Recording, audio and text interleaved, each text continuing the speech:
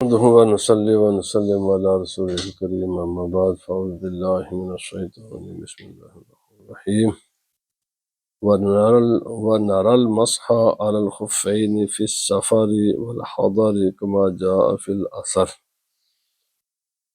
الصلاة والسلام عليك يا سيدي يا رسول الله وعلى آلك وأصحابك يا سيدي يا حبيب الله۔ عقیدہ طحاویہ عقائد اہل سنت میں سے آج 76 یعنی 76 یہ عقیدہ ہے، اور اس میں یہ ہے کہ آپ فرماتے ہیں کہ نر المسح علی الخفین فی السفر والحضر، ہم چاہے انسان حالت سفر میں ہو یا مقیم ہو، دونوں صورتوں میں اگر اس نے موزے پہنے ہیں تو موزوں پر مسح کو جائز سمجھتے ہیں۔ اور کیوں؟ اس کے جواز کا سبب کیا ہے؟ کیونکہ رسول اللہ صلی اللہ علیہ وسلم سے یہ ثابت ہے۔ حضرات گرامی، آج انشاءاللہ العزیز اسی پوائنٹ پر گفتگو ہوگی، موضوع پر مسح یہ اہل سنت و جماعت میں جائز ہے۔ اصل میں یہ مسئلہ فقہی ہے، لیکن اس کو عقیدے میں بیان کیوں کیا گیا ہے؟ جبکہ یہ کتاب عقیدے کی ہے، یہ جو درس ہے یہ عقیدے کا ہے، اور امام طحاوی نے ایک فقہی مسئلہ عقیدے کے باب میں کیوں لکھا ہے؟ ایک تو یہ بات ہے۔ دوسرا یہ ہے کہ مسح کے معاملے میں جو بات چیت ہے وہ انشاءاللہ العزیز کی جائے گی۔ پہلی بات یہ ہے کہ شیعہ حضرات یہ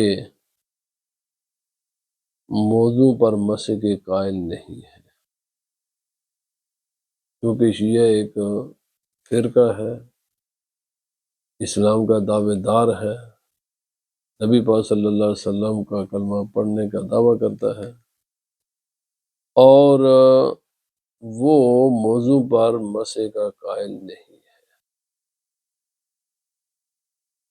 تو اس کے مقابلے میں اہل سنت و جماعت، کیونکہ امام صاحب امام اعظم امام ابو حنیفہ رضی اللہ تعالی عنہ آپ نے موضوع پر مسح کرنا یہ اہل سنت و جماعت کی نشانی علامت قرار دی ہے۔ اور میں سنی کون ہوتا ہے؟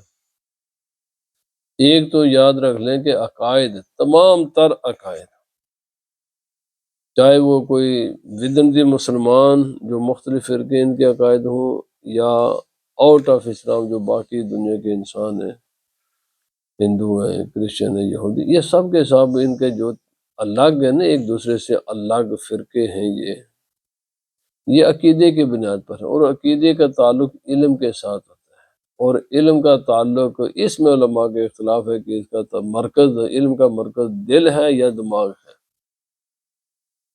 بہرحال وہ ایک فلسفیانہ بحث ہے کہ علم کا مرکز، علم کا محل یہ دماغ ہے یا دل ہے۔ اس پر دو رائے ہیں، بعض کہتے ہیں کہ علم کا مرکز دماغ ہے، اور بعض کہتے ہیں کہ علم کا مرکز دل ہے۔ لیکن جو بھی مانے، جو میں یہاں بات عرض کرنا چاہتا ہوں، یہ دونوں کا تعلق، یہ اندر کی چیزیں ہیں، یہ باہر کی ہے نہیں ہے۔ تو بھائی وہ معاملات جو خفیہ ہیں ہم سے، ہم ان عقیدہ تو انسان کے اندر ہوتا ہے، باہر کی تو یہ چیز ہے نہیں ہے، یہ تو نظریات ہیں۔ تو ان نظریات کا سے ہم کیسے کسی انسان کو پہچانے کہ یہ کون ہے؟ تو بھائی اس کا اظہار اس کے عمل سے ہوتا ہے۔ اس لیے عقیدے کے بیان میں بعض اعمال کو بیان کیا جاتا ہے جو باقی لوگوں سے مختلف جو عمل ہوتا ہے نا، تاکہ ایک عام انسان، عام قسم کا انسان بھی وہ جب وہ عمل دیکھے گا نا، چونکہ وہ نظروں میں آتا ہے، دیکھنے میں آتا ہے، تو بغیر کسی سوال کیے ہی، بڑی تحقیق کیے بغیر ہی وہ دوسرے انسان کے بارے میں رائے قائم کر سکتا ہے کہ اس کا تعلق کس عقیدے کے ساتھ ہے۔ اس لیے ان فقہی چیزوں کو کچھ نہ کچھ بیان کیا جاتا ہے عقائد کے ضمن میں، تاکہ عامت الناس کے لیے کسی بھی انسان کے بارے میں معلوم کرنا آسان ہو جائے۔ ایک تو اس کا سبب یہ ہے۔ دوسرا، اس کا ایک بنیادی اصولی مسئلہ بھی ہے۔ مسئلہ یہ کہ قرآن حکیم میں اللہ پاک نے فرمایا یا ایھا الذین آمنوا اذا قمتم الی الصلاۃ فاغسلوا وجوہکم وایدیکم الی المرافق وامسحوا برؤوسکم وارجلکم الی الکعبین وارجلکم الی الکعبین۔ اللہ پاک نے فرمایا لوگو، ایمان والو، جب تم نماز پڑھنے کا ارادہ کرو تو اپنے چہرے کو دھو، اپنے دونوں ہاتھوں کو کونیوں سمیت دھو لو، سروں کا مسح کرو اور پیروں کو دھو۔ اب یہاں پر باقی فقہی تفصیلیں بہت سی ہمارے درمیان اور شیعہ حضرات کے درمیان، وہ مسح کے قائل ہیں، وہ دھونے کے قائل نہیں ہیں۔ وہ کہتے ہیں برؤسکم اور مسح کرو اس کے اوپر۔ بہرحال میں ابھی ہم مسح کی بات کرتے ہیں۔ ہم جو اہل سنت و جماعت ہیں، ہم کہتے ہیں کہ پاؤں کا دھونا وضو میں فرض ہے، کیونکہ اس کو براہ راست اللہ رب العزت نے قرآن مقدس میں بیان کیا ہے۔ اب اس کا اللہ پاک نے تو ذکر ہی نہیں کیا، موضوع کا تو ذکر ہے ہی نہیں ہے قرآن پاک میں۔ تو جس چیز کا ذکر ہی نہیں ہے تو کیا اس چیز پر عمل کیا جا سکتا ہے کسی مثلا اللہ کے حکم کے علاوہ؟ تو یہی مسئلہ اختلافی اصل تھا کہ قرآن پاک میں موضوع پر مسح کا ذکر ہی نہیں ہے، ذکر ہی نہیں ہے اس کا۔ جب ذکر ہی نہیں ہے تو پھر ہم موضوع پر مسح کیسے کریں؟ تو اسی لیے حضرت امام اعظم امام ابو حنیفہ رضی اللہ تعالی عنہ آپ نے فرمایا میں نے اس وقت تک موضوع پر مسح کے جواز کا فتویٰ نہیں دیا جب تک کہ میرے سامنے یہ بات اسی طرح روشن نہ ہو گئی جیسے دن کے وقت 12 بجے سورج روشن ہوتا ہے اور ہر چیز کلیئر نظر آتی ہے کہ رسول اللہ صلی اللہ علیہ وسلم نے موضوع پر مسح فرمایا ہے۔ جب نبی پاک صلی اللہ علیہ وسلم نے مسح کیا، اور یہ حدیث متواتر ہے، 70 سے زائد صحابہ کرام ہیں جنہوں نے یہ بیان کیا کہ نبی پاک صلی اللہ علیہ وسلم موضوع پر مسح فرمایا کرتے تھے۔ اب قرآن پاک نازل کس پر ہوا؟ نبی پاک صلی اللہ علیہ وسلم پر۔ قرآن حکیم کی تشریح کرنے کا اختیار کس کو ہے؟ نبی پاک صلی اللہ علیہ وسلم کو۔ تو جن پر قرآن نازل ہوا، جن کو خدا نے فرمایا میرے قرآن کی تشریح یہ کریں گے، انہوں نے تو اپنے عمل کے ساتھ بتا دیے کہ موضوع پر مسح ہے۔ تو اب باقی امت کے لیے کیا راستہ بچتا تھا کہ وہ یہ نہ کہتے جی موضوع پر مسح نہیں ہے، راستہ ہی نہیں ہے۔ تو اس لیے امام صاحب نے فرمایا میں نے اس وقت تک موضوع پر مسح کا فتویٰ نہیں دیا جب تک یہ مسئلہ میرے سامنے اس طرح نہ روشن ہو گیا ہو جیسے 12 بجے سورج کے سامنے ہر چیز روشن ہو جاتی ہے۔ ایسے روشن ہو تو میں نے کہا بھائی موضوع پر مسح کرو، کیونکہ یہ متواتر ہے۔ اور نبی پاک صلی اللہ علیہ وسلم کو قرآن حکیم کے معانی بیان کرنے کی اللہ نے ذمہ داری آپ پر رکھی ہے۔ کیوں؟ فرمایا وما ینطق عن الہوی ان هو الا وحی یوحی۔ نبی پاک صلی اللہ علیہ وسلم کوئی بھی چیز اپنی مرضی سے بیان کرتے نہیں ہیں، وہی کچھ کہتے ہیں جو خدا کو حکم ہوتا ہے، جو اللہ تعالیٰ انہیں وحی فرماتا ہے۔ گویا کہ یہ جو موضوع پر مسح ہے ایک وحی ہے، ایک ہے جلی، ایک ہے خفی۔ یہ اللہ رب العزت کی وحی خفی ہے۔ اللہ ہی نے فرمایا تھا کہ میرے محبوب موزے پہنو، اس پر مسح بھی کر لیا کرو جب تم موزے پہنو۔ اگر حالت سفر میں ہو تو 3 دن 3 راتوں تک اجازت ہے، دھونے کی ضرورت نہیں ہے، باقی جو شرائط فقہ کی کتابوں میں۔ اور اگر تم مقیم ہو تو 24 گھنٹے تک تم موضوع پر مسح کر سکتے ہو۔ یہ خدا ہی کا حکم ہے، کیونکہ یہ وحی جلی تو نہیں ہے لیکن وحی خفی ہے۔ کیوں؟ اللہ تعالیٰ نے فرمایا میرا محبوب کوئی کام کرتا ہی نہیں ہے جب تک میں محبوب کو بتاؤں نہ۔ اب جب موضوع پر مسح، امام صاحب نے فرمایا اہل سنت جماعت کون ہے؟ ہر زمانے میں یاد رکھنے ایک بات جہاں بھی میں عرض کروں، ہر زمانے میں اہل سنت و جماعت کو باقی فرق باطلہ سے ممتاز کرنے کے لیے علماء وہ کچھ نہ کچھ علامات مقرر کرتے آئے ہیں ہر زمانے میں۔ جب ہر زمانے کا فتنہ باقی زمانوں سے مختلف ہوا کرتا ہے، جس زمانے کا جو فتنہ ہوگا نا اس زمانے میں عام انسان کے ایمان کو بچانے کے لیے علماء اہل سنت کچھ علامتیں بیان کرتے ہیں، بھائی سنی وہ ہوگا جو یہ کام کرے گا۔ تمہیں اگر زیادہ علم نہیں ہے نا، زیادہ گہرائی میں نہیں جا سکتے، یا تمہارے پاس صلاحیت نہیں ہے، یا تمہارے پاس ٹائم نہیں ہے ان چیزوں کے پرکھنے کا اور گہرائی پہ تک جانے کا، بس یہ موٹی موٹی چیزیں دیکھ لینا، جہاں یہ نظر آئے بغیر سوچے سمجھے بس سمجھنا یہ سنی لوگ ہیں، اور جہاں یہ چیزیں نظر آئے نہ آئے سمجھنا وہ اہل سنت جماعت نہیں ہے۔ امام صاحب کے زمانے کا چونکہ یہ بہت بڑا مسئلہ تھا کہ مسوں پر موضوع پر مسا ہے یا نہیں ہے، اور دوسرا مسئلہ یہ تھا حضرت عثمان غنی رضی اللہ تعالیٰ عنہ اور حضرت علی شیر خدا رضی اللہ تعالیٰ عنہ کے بارے میں شیعہ حضرات بڑا اٹیک کرتے تھے۔ دو گروہ ہو گئے، ایک گروہ تھا دونوں کا مخالف، نہ ایک گروہ تھا دونوں کا مخالف، اور ایک گروہ تھا ایک کا مخالف۔ شیعہ حضرات مخالف تھے حضرت عثمان غنی کے، حضرت سیدنا ابوبکر صدیق کے، حضرت عمر فاروق رضی اللہ تعالیٰ عنہ کے، لیکن حضرت علی کے ساتھ محبت کرتے تھے، اور دعویٰ ساتھ ایمان کا بھی تھا۔ بالکل اسی کے مقابل میں خارجی تھے، اور خارجی حضرت علی سے بھی اور حضرت عثمان غنی دونوں کے دشمن تھے۔ حضرت ابوبکر صدیق کی محبت اور حضرت عمر رضی اللہ تعالیٰ عنہ کی محبت کا دامبر تھے۔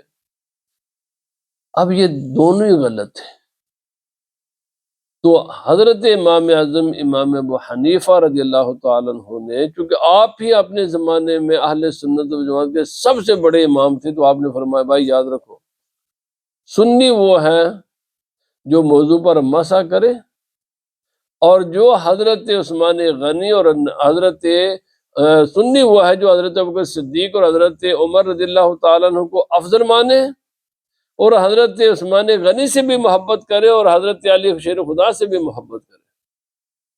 یہ جس کو دیکھو ان تمام کا ذکر خیر کرتا ہے، سب سے افضل حضرت ابوبکر صدیق کو مانے، پھر حضرت عمر فاروق رضی اللہ تعالیٰ عنہ کو مانے، اور باقی یہ جو ترتیب ہے اس کے ساتھ، اور محبت کرے دونوں سے، جو کہ دونوں داماد رسول ہیں۔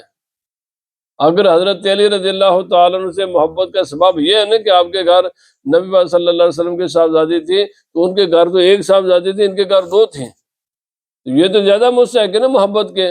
حالانکہ تو اس لیے آپ نے فرمایا بس جس کو دیکھو نا موضوع پر مسح کرتے ہوئے اور صحابہ کرام کا ذکر خیر کرتے ہوئے کسی پر کوئی تان وغیرہ نہیں کرتا، بالکل سب سے محبت ادب کے ساتھ پیش آتا ہے، وہی سنی ہے،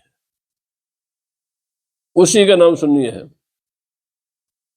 ابھی گزشتہ کوئی 100-200 سال میں جب یہ وہابیت اور دیوبندیت کا وجود آیا، یہ جب آئے تو اس زمانے میں ایک بہت بڑا مسئلہ چھڑ گیا جی، نبی ہمارے جیسے ہیں، نبی بھی بشری ہیں، نور و بشریت کا مسئلہ چھڑا، اور پھر علم غیب کا مسئلہ چھڑا، اور پھر اسی طرح اعمال میں سے اچھا نور بشر سمجھنا، یہ دونوں چیزیں ذہن میں تھیں یا دل میں تھیں، یہ تو نہیں معلوم ہو سکتا، لیکن یہ جو بزرگان دین کے عرس ہیں یہ تو نظر آتے ہیں، یہ جو ہم ختم دلاتے ہیں یہ تو نظر آتے ہیں، یہ جو میلاد النبی کے محفل میں منعقد ہوتی ہے یہ تو نظر آتی ہیں۔ اور اس سے پہلے کوئی فتنہ ہوا ہے، آج سے کوئی 400-500 سال پہلے، اکبر کے زمانے میں گائے کی قربانی پر پابندی کا، بھائی کہتے ہیں جس طرح یہ مسئلہ ہے نا، جس طرح یہ مسئلہ ہے نا کہ بھائی موضوع پر مسح کرنا جائز ہے، ضروری نہیں ہے، وہ کہتے ہیں جائز ہے نا، تو جب اتار کر وضو کا ان کو دھونا بھی جائز ہے تو ان میں وہ کام کر لو نا کہ تم موضوع کو اتارو پاؤں دھو لیا کرو، تو تاکہ اتحاد ہو جائے۔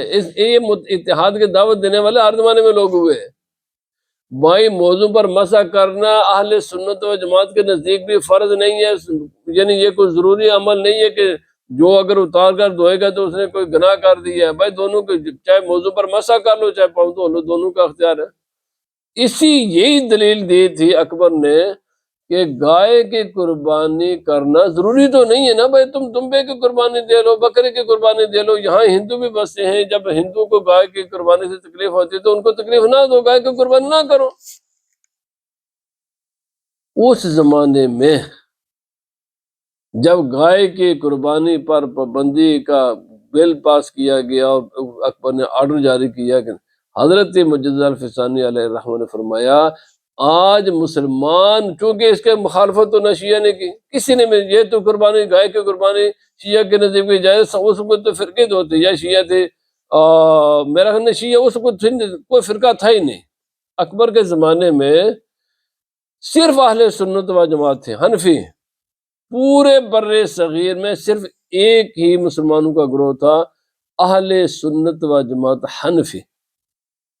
یہ شیعہ بعد کے ہیں، یہ آگے جہانگیر کے وہ نور جہان وہ وہاں سے شروع ہوئے ہیں۔ اس وقت جو کہ صرف مسلمان تھے اور مسلمانوں کے نزدیک گائے کی قربانی جائز ہے، ضروری تو نہیں پر جائز تو تھی نا۔ جب پابندی لگے تو فرمایا جب بھی کسی جائز امر کو ناجائز کہا جائے گا تو اس وقت وہ جائز امر وجوب کے درجے میں چلا جاتا ہے کہ اب پہلے تو تھا دونوں اختیار کریں یا نہ کریں، لیکن جب کوئی اس کو ناجائز کہے تو پھر اس کا کرنا ضروری ہو جاتا ہے، ضروری ہوتا ہے۔ اور یہ صرف میں نہیں کہتا، بڑے بڑے محدثین نے فرمایا اگر اب جس وقت یہ مسئلہ تھا یا کہ کوئی انسان اس کے سامنے ہو شیعہ اور اس نے پہنے ہوئے موزے، اگرچہ صورتیں دونوں جائز ہیں، لیکن جب شیعہ کے سامنے تو ہوگا نا اس وقت پاؤں دھونے کی نسبت موزے پر مسح کرنا ضروری ہوتا ہے۔ اپنے مذہب کا اظہار کر، حق کا اظہار کر۔ حضرت مجدد الفسانی علیہ الرحمہ نے فرمایا اگرچہ دمبے کی بھی قربانی ہو جاتی ہے، بکرے کی بھی ہو جاتی ہے، لیکن اب قربانی صرف گائے کی ہوگی، کیونکہ اس کو ناجائز کہنے والے آگے ہیں، تو اب اس کا گائے کی قربانی کرنا ضروری ہو گیا ہے دین کے تحفظ کے لیے۔ جیسے ان کے لیے کہا گیا کہ بھائی جب موضوع پر مسح کرنے والے روکنے والے لوگ موجود ہیں تو اب سنی وہ ہے جو ان کو کرے تاکہ اسلام کی یہ تعلیم زندہ رہے۔ اب جب یہ مسئلہ آیا جی میلاد منع ہے، 11ویں منع ہے، ختم منع ہے، اور بھائی میلاد بھی کسی کی مرضی ہے کرے یا نہ کرے، ختم کوئی دلائے یا نہ دلائے، انگوٹھے چومے یا نہ چومے، یا رسول اللہ کہے یا نہ کہے، ویسے تو یہ دونوں پہلو جائز ہیں، لیکن جب ناجائز کہنے والے میدان میں آگے چیزیں تھی یہ شریعت میں جائز، تو اب گزشتہ 100-200 سال میں علماء اہل سنت نے کہا آج یہ نشانی نہیں ہے سنی ہونے کی کہ موضوع پر مسح کریں، کیونکہ وہ سیٹل ہو گیا ہے، یہ بات پختہ ہو چکی ہے ذہنوں میں۔ اب ہے بھائی جو 11ویں دے گا وہ سنی ہے، جو اس کو منع کرے گا وہ وہابی دیوبندی ہے، جو ختم دلائے گا وہ سنی ہے، جو منع کرے گا وہ وہابی دیوبندی ہے، جو آدمی انگوٹھے چومے گا وہ سنی ہے، جو منع کرے گا وہ وہابی دیوبندی ہے، جو آدمی یا رسول اللہ کہے گا وہ سنی ہے، جو منع کرے گا وہ وہابی دیوبندی ہے۔ اسی لیے اہل سنت و جماعت کے مسجدوں کے گیٹ پر لکھا، خود یہاں وہ لوگ آئے میرے پاس آئے، جب ہم نے دیکھا کہ باہر لکھا ہوا ہے یا، تو ہم نے پتہ چل گیا سنی کی مسجد ہے۔ یہ جو یا اللہ یا رسول اللہ لکھنا ہے نا یہ کوئی ضروری نہیں ہے، مگر جب یہ فتنہ آیا نا منع کرنے والا تو اس وقت یہ علامت قرار پائی کہ جو الصلاۃ والسلام علیک یا رسول اللہ کہے گا وہ سمجھ لو وہ سنی ہے، پوچھنے کی ضرورت ہی نہیں ہے، اور جو یہ نہ کہے سمجھو وہ دوسرا ہے۔ جہاں تم دیکھو کہ یا رسول اللہ لکھا ہوا ہے بس جاؤ، بلا خوف و خطر وہ اہل سنت جماعت کی مسجد ہے۔ جو ختم درود یہ سنی کو نشانی ہے، یہ عقیدے کے اعتبار سے یہ مسئلے نہیں، کیونکہ یہ جیسے مسح کرنا موزے پر یہ عقیدے کا مسئلہ بنا دیا گیا، چونکہ علامت چاہیے تھی، عام انسان بھی سمجھے بھائی ہم کیسے پتہ کہ یہ چیزیں عقیدہ تو اندر ہوتا ہے، باہر کی چیزیں ہم کیسے معلوم کریں؟ فرمایا بس دیکھ لو موضوع پر مسح کر. بس اسی طرح آج کے زمانے، یہ جس زمانے میں نا آج ایک مسئلہ پیدا ہوا ہے تفضیلیت کا، یہ عبد القادر شاہ، یہ عرفان شاہ، یہ ریاض شاہ، اسی طرح کے اور لوگ جنہوں نے اہل سنت و جماعت کا وہ عقیدہ جو 1400 سال سے متفق علیہ اجماعی عقیدہ تھا، قطعی اجماعی عقیدہ ہے، تمام علماء نے لکھا کہ حضرت ابو بکر صدیق رضی اللہ تعالیٰ عنہ کی افضلیت من کل الوجوہ پر اجماع امت ہے. اور یہ طاہر القادری، یہ لوگ ہیں طاہر القادری، عرفان شاہ، عبد القادر شاہ، یہ ریاض شاہ، اس قسم کے اور گروپ لوگ، اور ایک محمد سعید ممدوح مصر میں، اور اسی طرح کے وہ لوگ ہیں. جب انہوں نے اہل سنت جماعت، اور پھر یہ بھی یعنی چوری اور سینہ زوری، ایک ہے چور اور دوسرا سینہ زور، نہیں نہیں جی میں نے تو نہیں جی ہمیں سنی بھی مانو. اہل سنت و جماعت کو دھوکہ دینے کے لیے یہ بھی صاحب کہتے کہ ہمیں سنی مانو. میرے بھائی، جب وہ عقیدہ جو 14 صدیوں سے اجماعی عقیدہ ہے، متفق علیہ ہے، جس پر اہل سنت جماعت ہمیشہ پیرا دیتے آئے ہیں، بیان کرتے آئے ہیں، جب کوئی آدمی اگر وہ پتہ وہ آدمی جب اس عقیدے کے خلاف چلے گا پھر وہ سنی نہیں رہتا، پھر وہ شیعہ ہو جاتا ہے، رافضی ہوگا، جو بھی ہو، اگر ان کی قسمیں ہیں، کسی نہ کسی قسم میں وہ داخل ہو جائے گا، یا رافضی ہوگا یا تفضیلی ہوگا یا زیدی وغیرہ جو بھی ہے ان کی، وہ سنی نہیں. بہرحال اب اس زمانے میں یہ ابھی جو تازہ فتنہ آیا ہے، یہ ابھی 15-20 سال سے خصوصاً یہ برطانیہ میں اور ابھی پاکستان میں بھی اور مصر میں بھی یہ فتنے نے سر اٹھایا ہے. آج کے زمانے میں سنیوں نے، چونکہ یہ بھی یہ جو تفضیلیہ لوگ ہیں میلاد بھی مناتے ہیں، یا رسول اللہ بھی کہتے ہیں، ختم بھی کہتے ہیں، یہ سارے کے سارے جتنے بھی اعمال اہل سنت وہ سارے کرتے ہیں، تو بھئی عوام کو کیسے بچائیں ان کے شر سے؟ عوام کو کیسے بچائیں ہم؟ تو آج پھر یہ ضروری ہو جائے گا کہ ان کے بتانے کے لیے بھائی یہ لوگ سنی نہیں ہیں، یہ سنیوں کو لبادہ پہن کر آپ کو ورغلانے کے لیے ہے، اور آپ دونوں طرف سے مالی مفاد حاصل کرنے کے لیے، ادھر ایران سے بھی اور باقی ان لوگوں سے بھی، اور ادھر اہل سنت جماعت سے بھی مالی مفاد بھی حاصل کرتے رہیں، اور ان کے نظریات اور ان کے جو فاسد عقائد ہیں وہ بھی عوام میں پھیلائیں.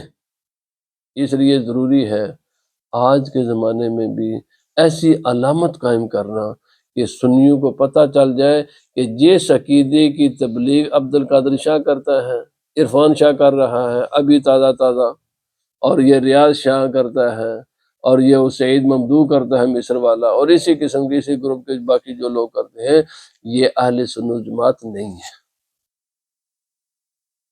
یہ نہیں ہے. کیوں؟ یہ اہل سنت و جماعت کا عقیدہ نہیں ہے. اہل سنت و جماعت کا اجماعی عقیدہ ہے، اور ان کے عقائد بعض تو انتہائی گمراہ کن اور بعض کفریہ ہیں. حضرت سیدہ فاطمہ رضی اللہ تعالیٰ عنہا کو تمام انبیاء سے افضل قرار دینا کفر ہے، اور اعلانیہ قرار دیا ہے کہ حضرت سوائے نبی پاک صلی اللہ علیہ وسلم کے حضرت سیدہ فاطمہ رضی اللہ تعالیٰ عنہا تمام انبیاء سے بھی افضل ہے. آن دی ریکارڈ چیزیں جو حضرت علی شیر خدا رضی اللہ تعالیٰ عنہ تمام نبیوں سے افضل ہے، آن دی ریکارڈ چیزیں ہیں، کفریہ عقیدے ہیں. یہ سب کفریہ یا بدعتیں ہیں. ان تمام عقائد سے جن کا میں نے نام لیا ہے، طاہر القادری، عبد القادری شاہ، عرفان شاہ، ریاض شاہ، اور اس قسم کے لوگ، وہ ایک مصر کا سعید ممدوح ہے، اس قسم کے لوگ اور باقی بھی ہیں، یہ میں لوگ ہیں جو لوگ جن ان عقائد کی جو وہ تبلیغ نشر و اشاعت کرتے ہیں، ان عقائد کے اہل سنت و جماعت کا کوئی تعلق نہیں. میں بڑی ذمہ داری کے ساتھ عرض کر رہا ہوں، مشرق مغرب شمال جنوب پوری روئے زمین کے اہل سنت و جماعت کے جو معتمد علماء ہیں، 1400 سال کی تاریخ اٹھا کر دیکھ لے، وہ ان عقائد کو کبھی نہ انہوں نے بیان کیا ہے، نہ کبھی ان عقائد کو وہ سنی قرار دیا ہے کہ یہ ہمارے اہل سنت جماعت کے عقائد ہیں۔ کسی بھی کتاب ہماری تمام چیزیں ڈاکومنٹڈ ہیں، لکھی ہوئی ہیں، موجود ہیں، فقہاء نے، متکلمین نے، محدثین نے، صوفیاء نے، ہر ایک نے چیزیں لکھ کر گئے ہیں، اور ایک بہت بڑا علمی ذخیرہ، بہت ہی بڑا علمی ذخیرہ ہمارے پاس موجود ہے۔ کوئی بھی نہ کوئی سلسلہ تصوف ان عقائد کی، یہ جو ابھی بھی وہ اجمیر شریف والا بھی اور اسی قسم کے لوگ جو اہل سنت کو بگاڑنے کے لیے آئے ہیں، جن عقائد کی ان لوگوں نے تبلیغ شروع کی ہے، کسی بھی سلسلہ تصوف نے، حالانکہ ان کا یہ فیلڈ نہیں ہے، لیکن صوفیاء ہیں، مانتے ہیں، سلسلہ نقشبندیہ ہو، چشتیہ ہو، قادریہ ہو، سہروردیہ ہو، کوئی بھی ہو، ان عقائد کی کبھی ہمارے صوفیاء نے تبلیغ نہیں کی، نہ ہمارے کسی فقیر نے کی ہے، نہ ہمارے کسی متکلم نے کی ہے، نہ کسی نے کی ہے۔ یہ عقیدے ابھی حضرت یعنی ابو طالب کو نبی پاک سے افضل سری کفر ہے بھائی، جن کے ایمان ہی میں جمہور کا ایمان یہی یعنی اسی پر ہے کہ آپ نے ایمان قبول نہیں کیا۔ ایک انسان کے ایمان ہی پر نہیں ہے امت، اور صحیح احادیث ہیں کہ آپ کی حالت کفر پر موت واقع ہوئی ہے، ان کو نبی صلی اللہ علیہ وسلم سے افضل قرار دینا کتنی بڑی جاتی ہے، کتنی بڑی جاتی ہے دین کے ساتھ۔ یہ آپ ان کی گفتگو ذرا سنیں، اور یہ سب چیزیں ان کی ریکارڈ ہیں، ہمیں کوئی کسی کے ساتھ ذاتی پرخاش نہیں ہے، آن دی ریکارڈ ہیں یہ چیزیں۔ تو بھائی ان فتنوں سے بچنے کے لیے آج کے زمانے میں بھی علامت ہے۔ اب دیکھو نا، میں نے پہلے عرض کیا، وہ فتنے تو علماء نے دبائے ہیں، اب ان فتنوں کو دبانے کے وقت آ گیا ہے۔ یہ سارے کے سارے لوگ فتنے ہیں، یہ منہاجی فتنہ ہے، بہت بڑا فتنہ ہے یہ، کیونکہ یہ سنی بن کر شیعہ ازم کو پروموٹ کرتے ہیں، یہ تو ڈے ون سے ہی شیعہ ازم کو پروموٹ کرتے ہیں۔ تو اہل سنت جماعت کو خبردار رہنا چاہیے۔ اسی طرح مودودی ہے، اس نے بھی صحابہ کرام کے بارے میں بڑے بڑے اس نے تبرہ بازی اور بہت اٹیک کیا ہے صحابہ کرام پر۔ تو یہ اس قسم کے لوگ اور ان کی کتابوں سے، ان کے بیانات سے لوگ اپنے ایمان کو بچائیں۔ یہ آج کے زمانے کا فتنہ، انشاءاللہ یہ بھی جیسا باقی فتنے ختم ہوئے ہیں یہ بھی ختم ہوگا، لیکن بہرحال اس زمانے کا فتنہ یہ 15-20 سال گزشتہ سے یہ اب ہے۔ انشاءاللہ جس طرح علماء نے ان فتنوں کا ڈٹ کر مقابلہ کیا، اور آج ان کا صرف تاریخ میں نام رہ گیا ہے، باقی ان کو بیان کرنے والے لوگوں نے اپنی زبانیں بند کر دی ہیں۔ انشاءاللہ دلائل اتنے مضبوط ہیں اہل سنت و جماعت کے کہ یہ بھی فتنہ اپنی موت مرے گا۔ اللہ پاک اہل حق کو انشاءاللہ کامیابی عطا فرمائے گا۔ وما علینا